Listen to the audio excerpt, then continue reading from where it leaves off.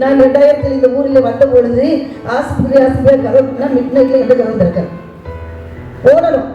ஹாஸ்பிட்டலுக்கு போகிறது அப்போல்லாம் எல்லா வீட்லேயும் வாகனம் கிடையாது, பைக்கில் தான் போகணும். வேலைமானம் வரைக்கும் அந்த பெயினை தாங்கி கூடணும், அதிகாலையில் தான் போய் சேரணும் தூத்துக்குடிக்கு. என்னுடைய மகன் அன்னைக்கு மிட் நைட் 12 o'clock அவன் ஹார்ட் பெயின் ஆகுது அவனுக்கு லேசாக ஆகும் பொழுது என்னுடைய கணவர் வந்து இருந்தான்னா வண்டியில் தூக்கிட்டு அடுத்த செகண்ட் எந்த ஹாஸ்பிட்டல் தூக்கி போயிடுவார். அவர் பலகீனமாக இருக்கார். நான் என் பையனை தூக்குனேன், வேகமாக நடந்த ஹாஸ்பிட்டலுக்கு. நடந்த பொழுது 12 மணி ராத்திரி. 12 மணி இருக்கும்போது நான் சாயபுரத்தின் மையத்தில் அப்படியே ஜொலிக்குது வெளிச்சம். ஆச்சரியமாக இருந்தது. அங்கே ஒரு காவலாளி உட்கார்ந்து இருந்தார். அந்த ஜொலிப்பதற்கான காரணம் இப்போதான் பார்க்குறேன், அந்த வாட்ஸ்அப் மெசேஜில் வருது. அவ்வளோ ஜென்ரேட்டர் வாங்கி வச்சுருக்காங்க, டொனேஷனை வாங்கி.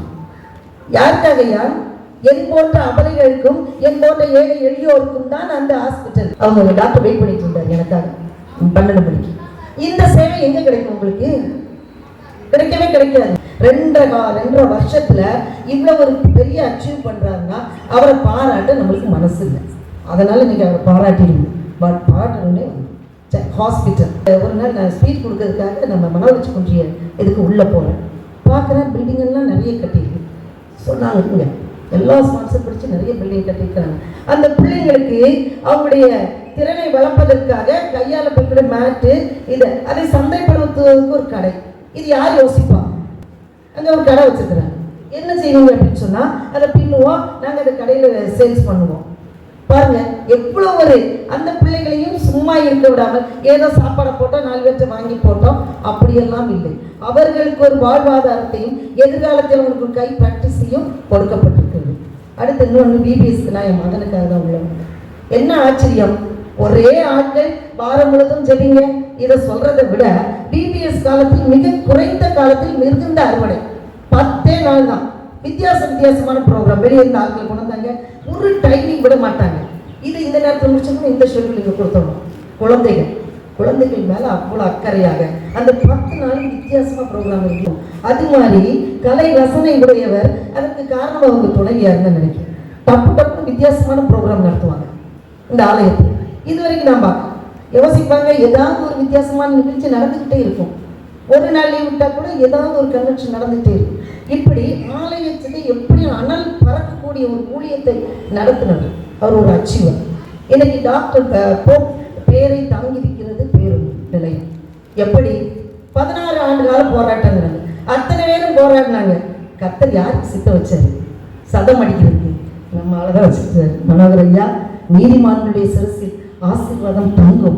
உங்களுக்கு அந்த கனியை பிடிப்பதற்கு ஒரு வாய்ப்பை கடவுள் கொடுத்திருக்கிறார் பாருங்க. இந்த காலத்துல நல்லதை சொல்றவங்களே நாட்டுல கொஞ்சம் பேர் தான்டா. அனைவருக்கும் அன்பான வணக்கம். ஒரு பானை சோற்றுக்கு ஒரு சோறு பதம் சொல்லுவாங்க. அதுபோல முதலாவது காணொளியில் பேசிய அந்த பெண்மணி தனது இதயத்திலிருந்து பேசிய வார்த்தைகளாகவே இவற்றை நாம் எடுத்துக்கொள்ளலாம். இந்த சம்பவம் எங்க நடந்தது அப்படின்னா, தூத்துக்குடி நாசரேத் திருமண்டலத்தில் உள்ள சாயபுரம் என்ற ஊரில் கடந்த 2.5 வருடமாக பணியாற்றிய ரெவரண்ட் மனோகர் ஐயா என்பவர் பணிமாற்றம் செய்யப்பட்டு வேறொரு இடத்துக்கு என்ன பண்றாங்க செல்றாங்க. ஸோ அந்த நிகழ்ச்சியின் பொழுது, அந்த பிரிவு உபசார விழாவின் பொழுது பேசிய வார்த்தைகள் தான் அந்த வார்த்தைகள்.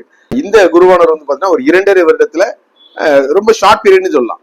பணிமாற்றம் செய்யப்பட்டு அவரும் அங்க இருக்கின்ற அந்த குருவானருடைய துணைவியாரும் என்ன பண்றாங்க வேறொரு இடத்துக்கு செல்றாங்க.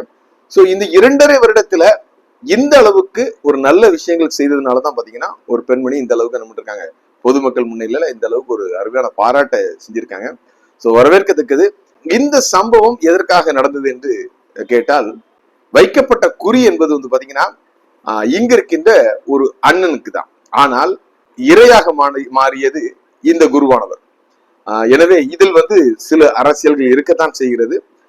ஆனாலும் அந்த அரசியலையும் மீறி இந்த ஆயர் அந்த இடத்திலே தனது மிக சிறப்பான செயல்பாட்டை செய்ததன் வெளிப்பாடு தான் ஒரு ஊரே திரண்டு வந்து அந்த குருவானவருக்கு மிக சிறந்த ஒரு மரியாதை கொடுத்திருக்கிறது. சால்வைகள் வந்து குவிந்து விட்டது, பரிசு பொருட்கள் நிறைந்து விட்டது. அந்த அளவுக்கு வந்து கொடுக்காங்கன்னா உண்மையிலே சிறந்த ஒரு பணியாற்றிய ஒரு குருவானவராகவே நம்ம அவரை எடுத்துக்கொள்ளலாம். 2.5 வருஷத்துல இன்னொரு ஊருக்கு போறதும் பாத்தீங்கன்னா உண்மையிலே கொஞ்சம் கஷ்டமான விஷயம் தான். என்னை பொறுத்தவரை பாத்தீங்கன்னா உங்களுக்கு கட்டாரிமங்கலம் என்ற இடம் உங்களுக்கு கர்த்தர் அனுமதித்திருக்கிறார். அங்கேயும் உங்களுக்கு ஏராளமான கடமைகள் உண்மையிலே காத்திருக்கிறது என்று தான் நான் நினைக்கிறேன். கட்டாரிமங்கலத்தின் மக்களும் உண்மையிலே கொடுத்து வைத்தவர்கள், சிறந்த ஒரு ஆயரை பெற்றிருக்கிறீர்கள். நிச்சயமாக அவரிடம் இருக்கின்ற நற்பண்புகளை நீங்கள் பயன்படுத்தி உங்கள் ஊருக்கும் சிறந்த செயல்களை நீங்கள் பெற்றுக்கொள்வீர்கள் என்றே நான் நம்புகிறேன். அதுபோல இங்கு பணியமர்த்தப்பட்டிருக்கின்ற ஆயர் திரு ஆனந்த் அவர்கள் நினைக்கிறேன், அவரும் மிக சிறந்த ஒரு ஆயர். எப்பொழுதும் முகத்தில் ஒரு புன்முறுவலோடு இருக்கின்ற ஒரு நல்ல ஒரு ஆயர். கடிந்த சொற்கள் எதுவுமே தன்னுடைய வாயிலிருந்து வராத ஒரு நபர். கடந்த காலங்கள்ல சுப்பிரமணியபுரத்துல அவரை ஆயராக பணி நியமனம் செய்யும் பொழுது ஏராளமான கசப்பான அனுபவங்கள் நடந்தது. தனது குடும்பத்தினரோடு நடுவதி வெளியில என்ன பண்ணாங்க, ஆலயத்துக்கு வெளியில நிற்பாட்ட போதும் எந்த விதமான கடினமான வார்த்தைகளும் செல்லாமல் அருமையாக அந்த சூழ்நிலையை சமாளித்து மிகுந்த புன்முறுவலோடு அந்த சூழ்நிலையை கடந்து சென்ற ஒரு ஆயர். அவரும் தற்பொழுது சாயர்புரத்துக்கு வந்திருப்பது மிகுந்த மகிழ்ச்சியான ஒரு விஷயம். சாயர்புரத்து மக்களும் நீங்கள் அவரை ஏற்றுக்கொண்டு கர்த்தருடைய பணியை சிறப்பாக செய்வதற்கு ஒத்துழைப்பு கொடுக்க வேண்டும் என்று தான் நான் சொல்லுவேன்.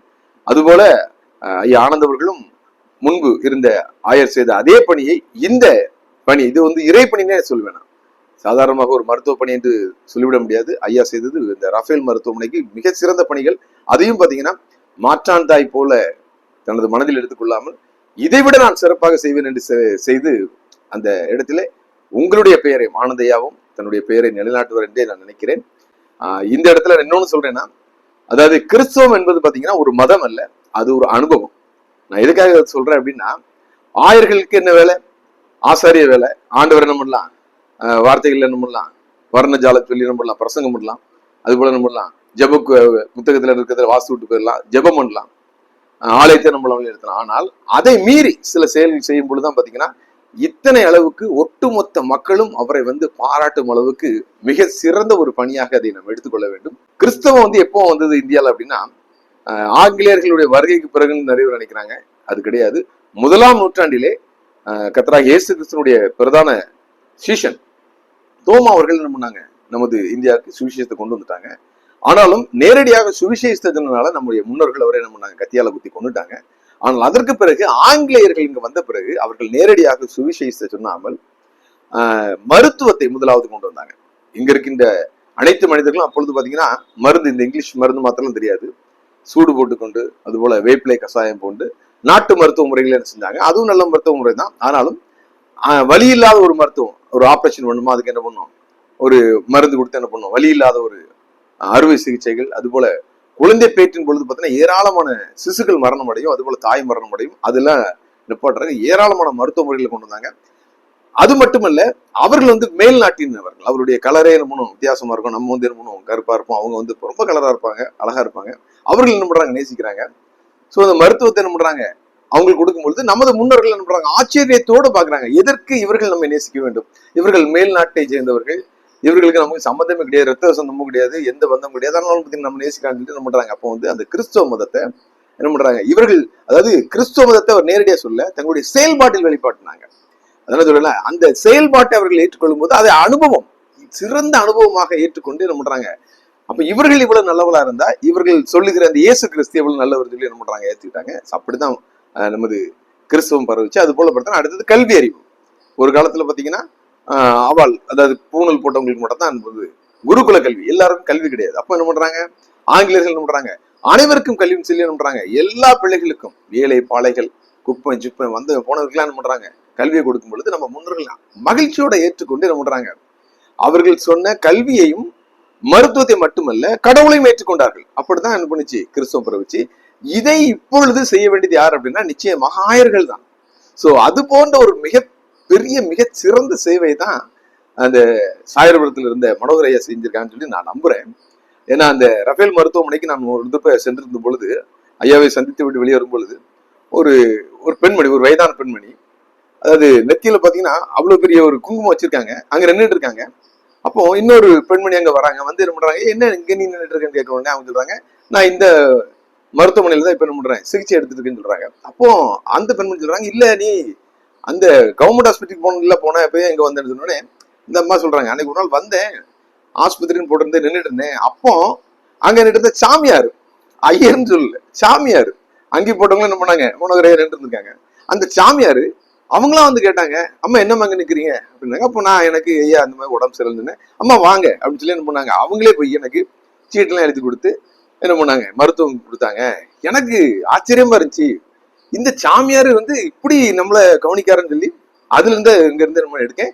நான் மட்டும் இல்ல, இப்ப நிறைய பேர் என்ன பண்றேன், இங்க அனுப்பிட்டு சொன்னாங்க. பாருங்க இப்ப எவ்வளவு பெரிய சாட்சி பாருங்க. இதுல வந்து இயேசுவை சொல்லவே இல்லையே, அந்த குருவானவர் இயேசு சொல்லவே இல்லை, இயேசு நல்லவர்னு சொல்லவே இல்லை, இயேசு நல்லவர்னு சொல்ல, ஆனா இயேசுவை வழிபடுகிற நாங்கள் நல்லவர்கள் என்ன பண்ணாங்க, நிரூபித்தார்கள். இது அனுபவம் இந்த பெண்மணிக்கு கிடைத்த ஒரு மிகச்சிறந்த அனுபவம். எனக்கு ரொம்ப ஆச்சரியமா இருந்துச்சு. நான் ஓரமா கவனிச்சுட்டு இருந்தேன். அப்ப பாருங்க எவ்வளவு பெரிய பீடம், அங்க பிரசங்க பீடத்துல நின்று நீங்க வந்து மணிக்கணக்குல கத்தினாலும் ஒரு மனிதனை என்ன பண்ண முடியாது, உங்களால மாற்ற முடியாது. பாருங்க இப்பவும் பண்ற அந்த பெண்மணி என்ன பண்ணல, தன்னுடைய மதத்தை மாற்றல, மனசை மாத்திக்கிட்டாங்க. அப்புறம் என்ன பண்றாங்க சொல்றாங்க, அந்த ஐயா எனக்கு ஜோம்னி விட்டாங்க, வலுக்கட்டாயமாக திணிக்க வேண்டிய அவசியம் இல்லை, மதம் மாற்றம் தேவையில்லை, மனமாற்றம் போதும். அருமையா செஞ்சிருக்காங்க பாருங்க. எனக்கு மிகப்பெரிய ஒரு மகிழ்ச்சியா இருந்துச்சு, ரொம்ப சந்தோஷமா இருந்துச்சு. இதைத்தான் ஒரு கிறிஸ்தவன் செய்யணும்னு நான் என்ன பண்றேன், நான் ஏற்கனவே விரும்பினேன், அங்க நடந்து கொண்டு இருந்தது. இது ஒரு மிகச்சிறந்த ஒரு அனுபவம். அதற்கான அந்த பிரதிபலனை நிச்சயமாக இன்று மனோகர் ஐயா வந்து அனுபவித்திருக்காங்க நான் சொல்லுவேன். மிக சிறந்த ஒரு செயல்பாடு. அது மட்டுமல்ல, கல்வியிலும் அங்க இருக்க இந்த போப்ஸ் பள்ளியிலும் பாத்தீங்கன்னா ஒரு பார்த்தேன், சீர்வரிசை கொண்டு போறாங்க. இதுல வந்து பழைய காலங்கள்ல என்ன பண்ண நடக்கும், ஏன்னா வந்து பழைய காலங்கள்ல கல்வி அதிகமாக தெரியாத காலங்கள்ல அந்த ஊர் கிராம மக்கள் என்ன பண்ணுவாங்க, வண்டி மாடு எடுத்துட்டு என்ன பண்ணுவாங்களாம், அந்த அங்க படிக்கிற பசங்களுக்கு பொருட்கள், எழுது பொருட்கள், மேஜைகள், நாட்காலியெல்லாம் கொண்டு போவாங்க. அது போன்ற ஒரு அனுபவத்தை என்ன பண்ணாங்க ஐயா செஞ்சாங்களாம்.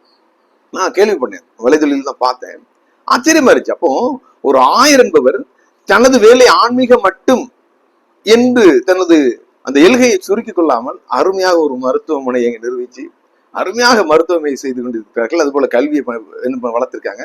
சோ இந்த அனுபவம் நான் சொல்றேன், இந்த கிறிஸ்தவம் என்பது பாத்தீங்கன்னா கர்த்தர் நல்லவர் என்பது வார்த்தையில் சொல்வது மட்டுமல்ல, வாழ்க்கையில் நிரூபிக்க வேண்டும். அப்படி ஒரு அருமையான விஷயத்தை நிரூபித்தனாலதான் இன்றைக்கு ஒட்டுமொத்த ஊர் மக்கள் ஒட்டுமொத்த ஊர் மக்களும் திரண்டு வந்து ஐயாவை கௌரவித்திருக்காங்க. ஸோ எனவே நிச்சயமாக நீங்கள் பணி செய்தது மெச்சத்தக்கது. நிச்சயமாக கர்த்தரும் உங்களை அங்கீகரித்து ஆசீர்வதிப்பார், உங்கள் சந்ததிகள் ஆசீர்வதிக்கப்படும். இன்னொன்னு சொல்றேன், இப்போது இருக்கிற நிர்வாகத்துக்கு எதிராக தொடுக்கப்பட்டிருந்த அனைத்து வழக்குகளும் தள்ளுபடி செய்யப்பட்டு விட்டது. உயர் நீதிமன்றம் மட்டுமல்ல, உச்ச நீதிமன்றத்துக்கு சென்றாலும் இதுதான் நடக்கும். நான் ஏற்கனவே சொன்னது போல தேர்தல் நடத்தப்பட்ட விதங்கள் சிறு சிறு குறைகள் இருந்தாலும் நடத்தியவர் வந்து முன்னாள் நீதிபதி என்பதால் நீதிமன்றம் நிச்சயமாக அதை வந்து இந்த தேர்தலை தள்ளுபடி செய்யாது. இந்த நிர்வாகத்துக்கு எந்த விதமான ஆபத்தும் வராது என்றே நான் நினைக்கிறேன். இந்த நிர்வாகம் ஸ்ட்ராங் அமைச்சிட்டு அதுதான் எதிர்பார்த்தது. ஏன்னா வந்து இதற்கு முன்பாக இருந்த நிர்வாகத்துல ஸ்திரத்தன்மை இல்லாம இருந்துச்சு, கோர்ட்டு கேஸ் வழக்குன்னு அலைஞ்சிட்டு இருந்தாங்க. ஆனா இப்போ வந்து பாத்தீங்கன்னா ஒரு ஸ்ட்ராங்கான நிர்வாகம் வந்திருக்காங்க. ஸோ அவர்களுக்கும் நான் நண்போடு சொல்வது உண்டுதான், எதுவும் நிரந்தரம் அல்ல, எல்லாம் கடந்து போகும் என்றே நினைக்க வேண்டும். இதற்கு முன்பாக இருந்த நிர்வாகத்துல அதிகமாக பாதிக்கப்பட்ட ஒரு ஆயர் அடிக்கடி எனக்கு போன் பண்ணுவாங்க. அப்போ சொல்ற ஒரு வார்த்தை, சார் நாங்க எதிர்பார்க்கறது சார் ஒண்ணுமே இல்லை சார், எங்க பொண்டாட்டி பிள்ளைகளோட நாங்க நிம்மதியா சந்தோஷமா இருந்தோம், எங்க வேணாலும் போடுங்க, ஆனா பிரிச்சு போடாதீங்க, எங்களை கொடுமைப்படுத்தாதீங்கன்னு சொல்லி என்ன பண்றோம் நாங்க கேட்கணும்னு சொன்னாங்க. ஸோ அதுதான் எனக்கு இப்போ ஞாபகம் வருது. நமக்கு வந்தா ரத்தம், அடுத்தவனுக்கு வந்தா தக்காளி செடின்னு நினைக்கக்கூடாது. ஸோ இந்த பழிவாங்கு படலம் வந்து எங்கும் இருக்கக்கூடாது. ஆயர்களை பொறுத்தவரையில பார்த்தீங்கன்னா அவர்களுக்கு அரசியல் செயல்பாடுகள் தேவையில்லை என்பதுதான் நான் சொல்றேன். தொடர்ந்து ஆயர்கள் வந்து ஆன்மீகத்தை மட்டுமல்ல செயல்களில் கர்த்தர் நல்லவர் என்பதை நீங்கள் வார்த்தைகளில் சொல்வதை விட வாழ்க்கையில் நீங்கள் நிரூபித்தால் நிச்சயமாக வருங்காலம் உங்களை பாராட்டும் என்பதே எனது அசைக்க முடியாத நம்பிக்கை. அனைவருக்கும் நன்றி. தூதராலும் செய்ய ஒண்ணா தூய பணியை அற்புதமாய் தூசியாலும் செய்திட கிருபை தூயன் கிறிஸ்து தந்தனரே, தூயன் கிறிஸ்து தந்தனரே. வாழ்க்கை என்பது போராட்டமே, நல்லதொரு போராட்டமே. வாழ்க்கை என்பது போராட்டமே, நல்லதொரு போராட்டமே. ஆவிதரும் பட்டயத்தை எடுத்து போராடி வெற்றியரு, எடுத்து போராடி வெற்றியரு. பிரியமானவனே நாக்குமா வாழ்வது போ, எல்லாவற்றிலும் வாழ்ந்து சுகமாயிரு மகனே. உன்னை காத்தவர் காப்பார், இன்னும் இனிமேல் காத்திடுவார். கலங்காதே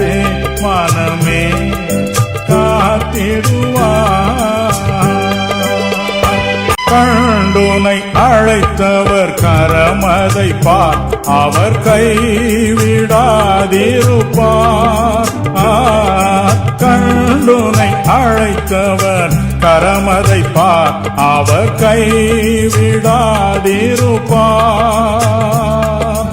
ஆண்டுகள் தோறும் உனக்கவர் அளித்த ஆசிகளை எண்ணிப்பார், எண்ணிப்பார், எண்ணிப்பார், எண்ணிப்பார், என்றும் அதை எண்ணிப்பார், என்றும் அதை எண்ணிப்பார். வீழ்ச்சியில் விழித்துன்னை மீட்பவரும் நிகழ்ந்து விடாது சேர்ப்பவரும், வீழ்ச்சியில் விழித்துன்னை மீட்பவரும் நிகழ்ந்து விடாது சேர்ப்பவரும், சிற்சேல வேளையில் சிற்றையினால் உன்னை கிட்டி இழுப்பவரும், ஜெயமும் கனமும் சுகமும் உனக்கென்றும் அளிப்பவரும், உனக்கென்றும் அளிப்பவரும். உங்க ஊழியம் நான் ஏன் கலங்கணும், அழைச்சது நீங்க நடத்தி செல்வீங்க. உங்க ஊழியம் நான் ஏன் கலங்கணும், அழைச்சது நீங்க நடத்தி செல்வீங்க.